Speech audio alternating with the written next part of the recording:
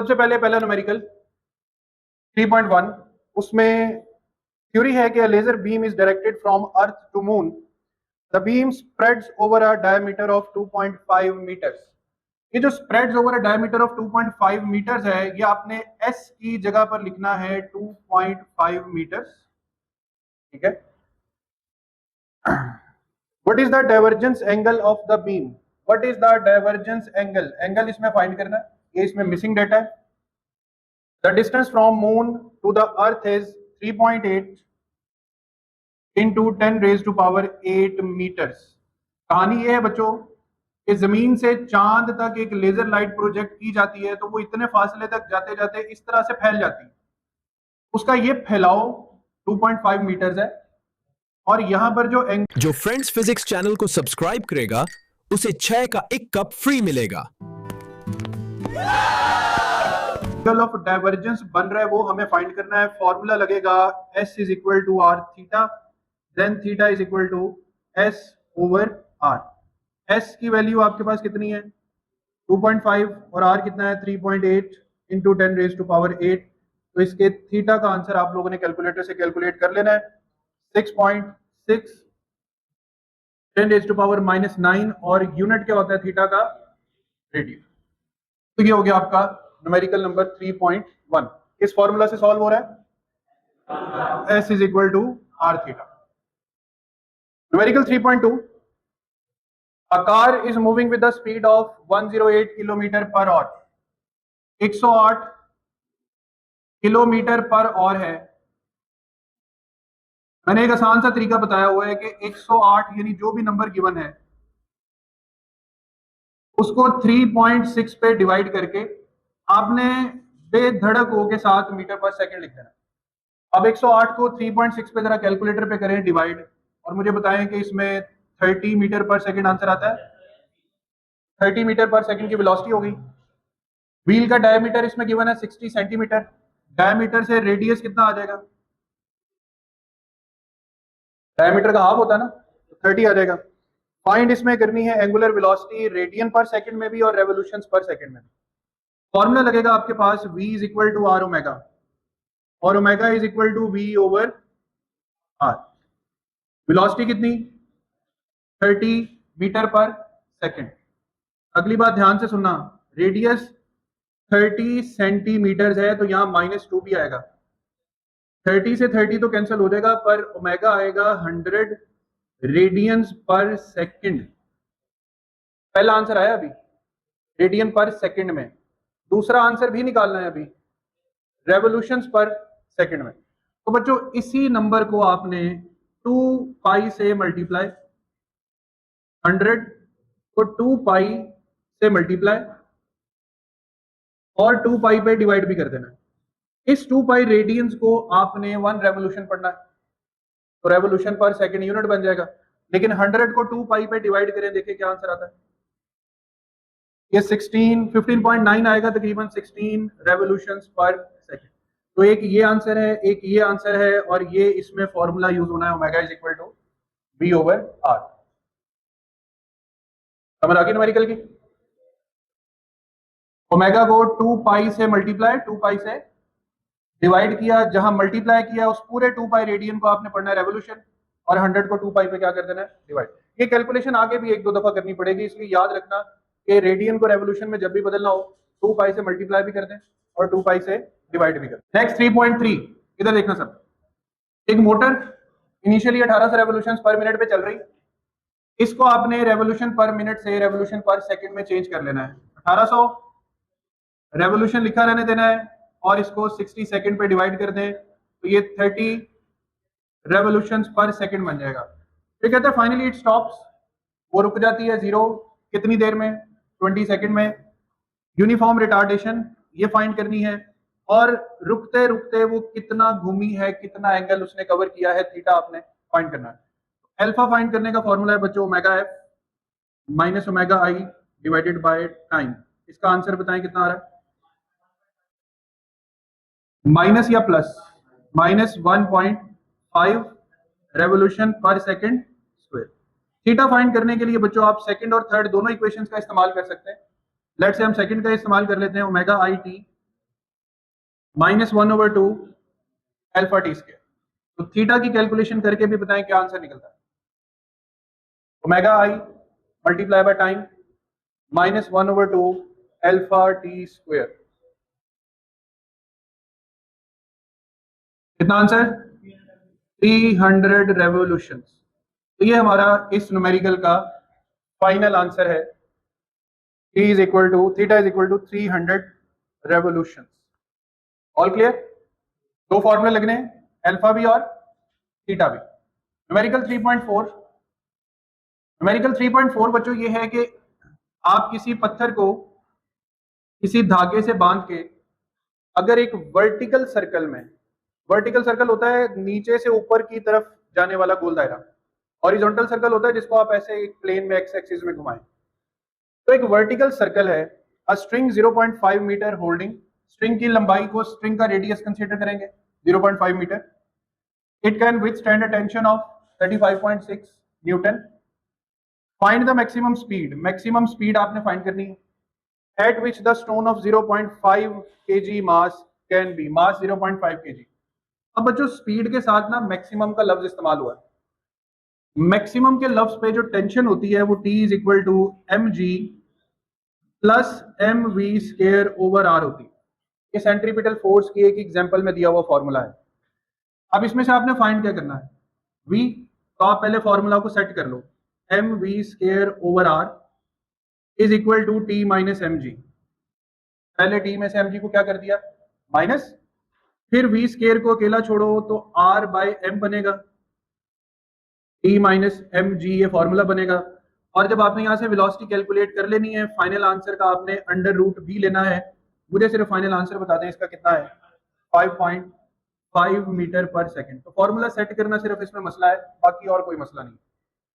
Formula कौन सा लगा है? T is equal to mg plus mv square over r। समझ आ गई सबको? टेंशन इन द स्ट्रिंग, जब स्ट्रिंग को घुमाएंगे तो उसमें जो तनाव पैदा होता है, मैक्सिमम टेंशन होता है mg plus mv square over r, और जो मिनिमम टेंशन होता है वो होता है mv square over r minus mg। उसमें ये पहले आता है नंबर 1 और प्लस की बजाय माइनस। दो टेंशन होती है, एक मैक्सिमम और एक मिनिमम। मैक्सिमम जो टेंशन होती है वो सर्कल के बॉटम पे होती है और मिनिमम टेंशन सर्कल के टॉप पे होती है। 3.5 the wheel of an engine is rotating at 2100 revolutions per minute. 2100 revolutions per minute है, इसे रेडियन पर सेकंड में चेंज करना है। कितनी इनिशियल कैलकुलेशन करके जरा बताएं। 75 रेडियन पर सेकंड ही है ना? 75 रेडियन पर सेकंड। तो इसमें भी कहता है कि when the power source is shut off what is the torque required to stop it in 3 minutes. Time 3 minute यानी 180 सेकंड। स्टॉप करने का मतलब final velocity 0। Moment of inertia भी दिया है, टॉर्क फाइंड करना है। ध्यान इधर रखना, टॉर्क का फॉर्मूला होता है आई अल्फा। मोमेंट ऑफ इनर्शिया में पढ़ा था हमने। आई तो पता है, अल्फा फाइंड करने के लिए आपको दोबारा वही करना पड़ना है, omega F minus omega I divided by time. Calculation करके बताओ जरा अल्फा का क्या आंसर है? -1.22 रेडियन पर सेकेंड स्क्वायर। अब आप टॉर्क फाइंड कर सकते हो आई अल्फा से। ये रहा आई, ये रहा अल्फा। टॉर्क का साइन तो नेगेटिव आएगा बट एज अ मैग्नीट्यूड आप उसको लिख दो तो कितना आ रहा है? 44 न्यूटन मीटर। साइन नेगेटिव ही आएगा बट एज अ मैग्नीट्यूड उसको आप आंसर में पॉजिटिव लिख सकते हैं। तो ये हो गया हमारा न्यूमेरिकल 3.5। 3.6 बहुत आसान सा न्यूमेरिकल है, बहुत आसान। इधर देखना सब बच्चे, एक स्फेयर है। क्या है? स्फेयर का मास 200 किलो है और डायमीटर 60 सेंटीमीटर है। डायमीटर 60 होगा तो रेडियस। कहता है स्फेयर का मोमेंट ऑफ इनर्शिया फाइंड करना है। स्फेयर का मोमेंट ऑफ इनर्शिया का फॉर्मूला हमने पढ़ा हुआ है 2/5 mr स्क्वायर। तो no need to have a complex calculation. Mass को r स्क्वायर से मल्टीप्लाई और 2/5 से किया।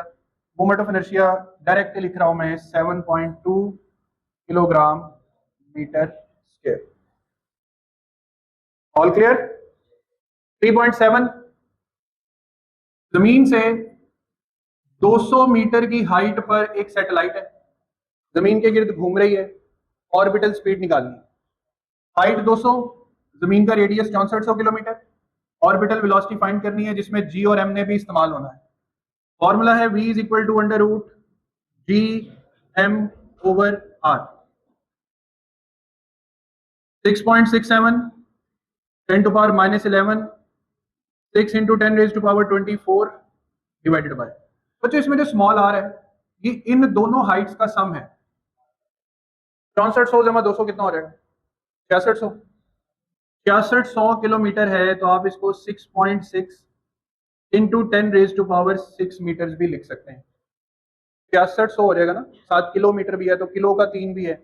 इधर देखना मैं इसको बड़ा एक स्मार्ट वर्क से सॉल्व करना हूँ।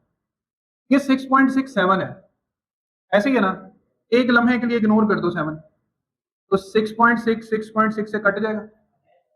अब आपके पास अंडर रूट में ये वाला 6 बच गया और दूसरी तरफ 10 की ताकतें बच गई, 10 पावर -11 प्लस 24 -6। ये इधर आप टोटल पावर करना कितनी होती है? 24 17 7। इधर देखो ये बन रही है 6 ज़रब 10 की ताकत 7। कैलकुलेटर पे जाने की जरूरत नहीं पड़ेगी, ध्यान देते रहना। आप इसे 6 ज़रब 10 की ताकत 7 की बजाय 6 लिखो, इसे 60 लिख लो, उससे क्या होगा? 10 की ताकत 6 का अंडर रूट 10 की ताकत 3 आ जाएगा और 60 का अंडर रूट देखो कितना बनेगा, 7.7 समथिंग, 7.78। एग्जैक्ट यही आंसर है आपके पास, 7.7 किलोमीटर पर सेकंड, 7.78। तो वेलोसिटी 7.7 किलोमीटर पर सेकंड। थोड़ा सा स्मार्ट वर्क करने से आपको कैलकुलेटर पे जाने की भी जरूरत नहीं पड़ेगी, क्योंकि कैलकुलेटर पे गए भी तो पावर्स ऑफ 10 में आप लोगों ने पागल हो जाना है, क्योंकि आप कैलकुलेटर पे भी पावर्स ऑफ 10 सॉल्व करते हो, वो बाज औकात आंसर बिल्कुल गलत निकाल देता है। 3.8 एक स्पेसशिप है, उसमें हमें आर्टिफिशियल ग्रेविटी चाहिए। तरीकेकार क्या था? Spin the spaceship around its own axis. Spaceship का रेडियस 20 मीटर गिवन है और angular velocity 0.5 metre radian per second given है। एक्सेलेरेशन फाइंड करनी है। फॉर्मूला था a is equal to are omega square, ये फॉर्मूला है। दोनों को मल्टीप्लाई करेंगे तो 5 मीटर पर सेकंड स्क्वायर, आसान सा आंसर है, ये निकल आएगा। 3.8 r is equal to 20 metres, 5 metre per second square, all done. 3.9 में एक बाइसिकल व्हील का जिक्र है। बाइसिकल व्हील का एंगुलर मोमेंटम दिया हुआ 10 kg metre square per second, जो कि जूल सेकंड भी होता है, कल ही पढ़ा है भाई यूनिट इसका। उसकी angular velocity 2 radian per second है, उसका मोमेंट ऑफ इनर्शिया निकालना है। फॉर्मूला बताएं। L is equal to I omega. ये रहा फॉर्मूला, यहाँ से I इज इक्वल टू क्या हो जाएगा? L divided by omega. बताओ I का आंसर कितना निकला? 5। मैं पहले फ्रेंड्स फिजिक्स चैनल सब्सक्राइब करूंगा, फिजिक्स की दुनिया मेरी है। नहीं, सब्सक्राइब अब मेरी बारी है। फ्रेंड्स फिजिक्स मेरे साथ है। अगली बार मैं तुम्हें नहीं छोड़ूंगा। kg metre square. अच्छा जी, लास्ट न्यूमेरिकल नंबर 10। ध्यान कर देना, मैं इसका पूरा स्ट्रक्चर बना के समझा रहा हूं।